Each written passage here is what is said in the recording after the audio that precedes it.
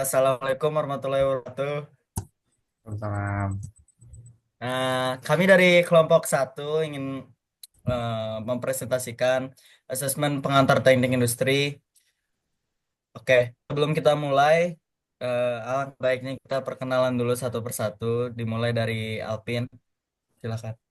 Assalamualaikum warahmatullahi wabarakatuh. Perkenalkan nama saya Muhammad Alvin Faiz dengan NIM 1020121404031.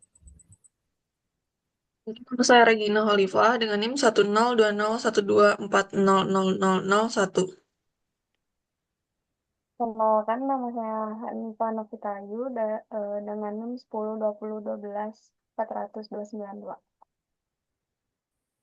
Oke, eh, kali ini kita akan menjelaskan perbedaan antara ilmu teknik industri, manajemen, dan teknik logistik, dan menyelesaikan studi case dari sudut pandang keilmuan dari ketiga teknik tersebut. Eh, Langsung kita mulai aja. Yang pertama akan dijelaskan oleh Alvin. Oke, jadi di sini saya akan Silakan. menjelaskan tentang perbedaan antara ilmu teknik industri, teknik logistik, dan manajemen. Sebelumnya saya akan menjelaskan apa dari ketiga eh, ilmu tersebut. Yang pertama ada teknik industri, di mana cabang ilmu teknik yang berfokus pada optimasi sistem, baik itu sistem produksi, layanan, ataupun organisasi. Sedangkan untuk manajemen adalah ilmu dan seni mengolah organisasi untuk mencapai tujuan tertentu. Contohnya manajer bertanggung jawab atas perencanaan perorganisasian, pengarahan, dan pengawasan sumber daya organisasi, termasuk manusia, keuangan, dan material. Selain itu ada juga, selain teknik industri dan manajemen, yaitu ada teknik logistik, merupakan cabang ilmu yang mempelajari perancangan dan manajemen aliran barang informasi dan sumber daya dari titik asal hingga titik tujuan. Meskipun tiga bidang ini saling terkait, tetapi memiliki perbedaan, yaitu adalah teknik industri berfokus pada optimasi sistem secara keseluruhan, dan manajemen berfokus pada kepemimpinan dan pengambilan keputusan strategis, dan yang terakhir adalah teknik logistik berfokus pada area barang dan informasi. Sekian. Oke, lanjut ke asesmen yang teknik industri yang akan dijelaskan oleh sendiri. Jadi, eh, pem- eh, pemborosan kemasan itu bisa dikurangi ya, dan pengemasan yang efisien itu bakal mengurangi nilai pemborosan kemasan yang dikurangi, pengemasan yang efisien, dan mengurangi pemborosan bahan kemasan akan mempengaruhi pengurangan biaya. Terus permintaan dan produksi. Jadi permintaan dan produksi juga itu sebenarnya harus dilihat karena biar biar dia itu nggak overstock atau bakal kekurangan stok gitu. Terus prinsip teknik industri itu bertujuan untuk meningkatkan efisiensi operasional, mengurangi pemborosan, mengoptimalkan tenaga kerja sumber daya, serta memperbaiki sistem distribusi. Oke, terima kasih. Selanjutnya, keputusan dalam study case yang akan dijelaskan oleh Regina. Dan dalam study case, menurut sudut pandang manajemen, keilmuan manajemen, yang pertama ada promosi dan branding. Bertujuan untuk memperkuat promosi melalui media sosial atau kerjasama dengan toko lokal di area pemasaran untuk meningkatkan kesadaran merek dan permintaan produk. Lalu ada strategi penetapan harga. Bertujuan untuk melakukan analisis pasar untuk menetapkan harga yang kompetitif, khususnya untuk kemasan kecil di lokasi pemasaran yang jauh karena harga yang sesuai meningkatkan daya saing di pasar. Lalu ada manajemen SDM, bertujuan untuk memberikan pelatihan kepada pekerja borongan untuk meningkatkan kinerja yang terampil, dapat menghasilkan produk lebih cepat dan berkualitas. Lalu menurut sudut pandang teknik logistik, yang pertama ada perencanaan rute distribusi, bertujuan untuk menggunakan rute yang terpendek terlebih dahulu untuk mengurangi konsumsi bahan bakar dan waktu pengiriman. Lalu gabungkan pengiriman ke lokasi yang berdekatan. Tujuannya untuk mengurangi jumlah perjalanan. Yang ketiga ada pertimbangkan penambahan armada. Volume pengiriman meningkat secara signifikan, menghindari keterlambatan pengiriman dan memperluas cangkupan distribusi. Sekian. Oke, terima kasih Regina. Lanjut. Ada study case simulasi biaya yang akan dibacakan oleh Hanifa, yang akan dijelaskan. Silakan. Bisa ke slide yang sebelumnya dulu. Oke.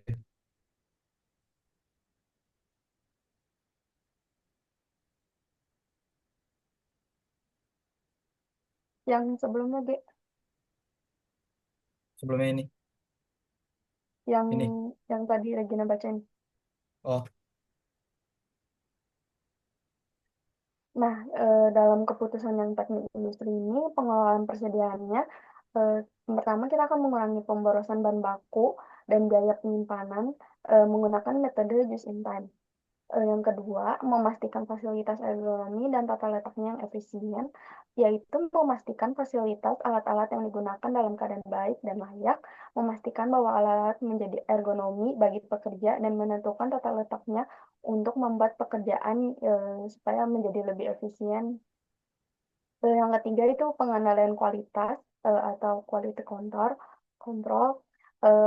menetapkan standar selama proses produksi untuk memastikan konsistensi produk karena produk yang berkualitas tinggi meningkatkan kepercayaan konsumen dan potensi pemasaran.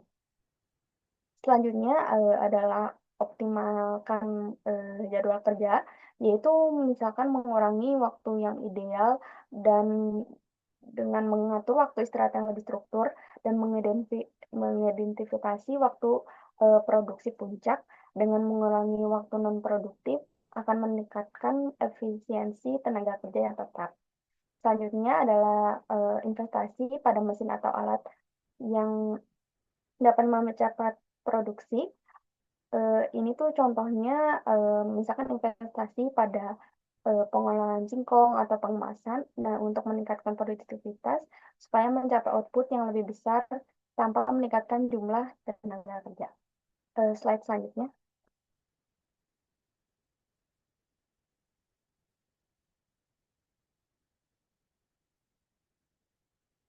Nah, dalam studi case ini kita akan membacakan profil perusahaannya, yaitu perusahaan X, yaitu dia memproduksi keripik yang pedas. Dia produksi dari jam 7 sampai jam 5 atau sekitar 10 jam, namun ada 2 jam istirahat, jadi waktu efektifnya itu adalah sekitar 8 jam.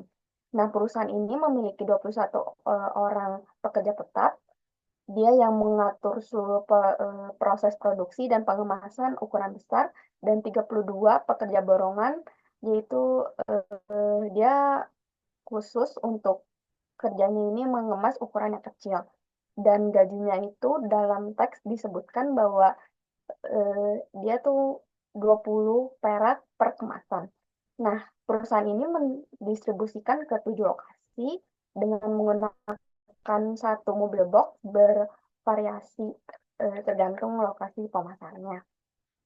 Nah, dalam studi case ini kita akan menghitung eh, bahwa apa anggaran biaya yang mungkin perusahaan ini bisa keluarkan gitu. Contohnya untuk kebutuhan yang diperlukan itu adalah bahan baku pembuatan keripik seperti singkong, minyak, dan bumbu. Kita bisa mengasumsikan dengan survei yang telah dicari gitu ya, bahwa singkong itu harga per kilonya itu sekitar 10.000 dan kita bisa mengasumsikan bahwa dalam teks pun disebutkan bahwa perusahaan ini bisa memproduksi sekitar 2 sampai 2,5 ton. Jadi kita bisa mengasumsikan bahwa itu 25 juta dan untuk selanjutnya itu minyak kita bisa melihat harga pasarnya pun sekitar 20.000 per liter. Kita bisa mengasumsikan juga bahwa yang dibutuhkan itu sekitar 400 liter, sekitar 8 juta. Nah, pokoknya untuk total keseluruhan ini sekitar 55 juta. Nah, untuk 5 ke distribusinya itu kan ke 7 lokasi. Mungkin bisa dalam sekali eh, perjalanan atau satu rute gitu. Nanti akan dijelaskan di slide selanjutnya. Nah, ini tuh selanjutnya itu adalah ke perhitungan harga jual dan keuntungan.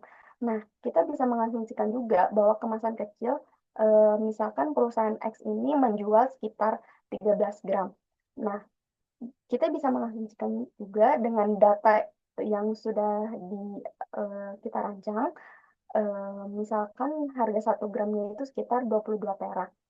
Nah, maka untuk harganya ini bisa sekitar 286 dan upah pekerjaannya ini 20 dan kita bisa mendapat keuntungan di setiap kemasannya. Untuk kemasan yang kecil ini 50 perak. Dengan harga jual yang sudah ditentukan dalam teks itu adalah sekitar 360 perak.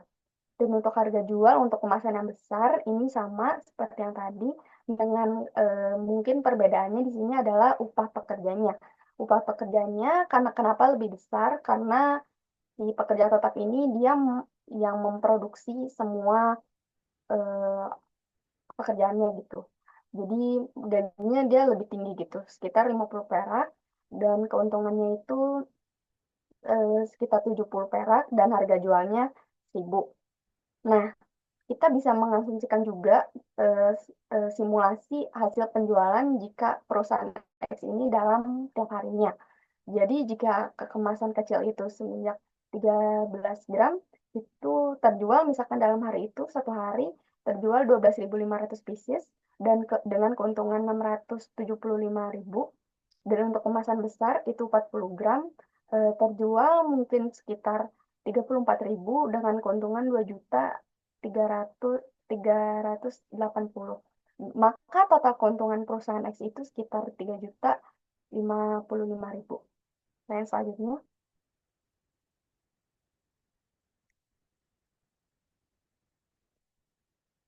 Nah, studi case simulasi jarak ini, eh, misalkan kita memperhitungannya tempat produksinya itu perkiraannya di sekitar Bojong Soang. Nah, untuk Bojong Soang Bandung ini jaraknya ke Lembang itu sekitar 22 kilo. Dan dengan ini kita bisa mengasumsikan bahwa dari daerah Bojong Soang itu diantarkan ke Lembang, selanjutnya itu diantarkan ke Purwakarta, dan diaturkan ke Sukabumi, ke Ciwidey, dan ke Garut. Otomatis itu bakal lebih efisien untuk seperti mobil boxnya itu tidak bolak-balik dengan total jarak itu sekitar 397 kilometer. Nah, untuk solusinya, penambahan tempat produksi di lokasi seperti Sukabumi dan Ciwidey ini kan memiliki dua tempat pemasaran gitu. Menunjukkan bahwa dua kota tersebut tuh pasti memiliki lebih banyak peminatnya dari kota-kota sebelumnya. Dengan pasar yang lebih luas memungkinkan untuk bisa aja nih perusahaan ini tuh ngebangun tempat produksi langsung di kota tersebut. Karena pasti memang awalnya membutuhkan biaya yang lebih besar untuk membangunnya, namun pasti dalam jangka panjang dapat meningkatkan profit 3 sampai 4% karena pengurangan dari biaya distribusi sebelumnya. Sekian dari saya. Oke, baik. Terima kasih Hanifah untuk penjelasannya ya. Eh, eh, eh, Mungkin sekian dari kelompok satu.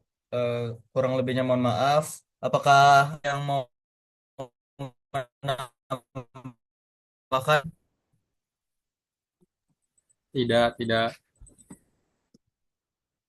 Iya, ya. Baik, Alvin. Sekian dari kelompok kami. Wassalamualaikum warahmatullahi wabarakatuh.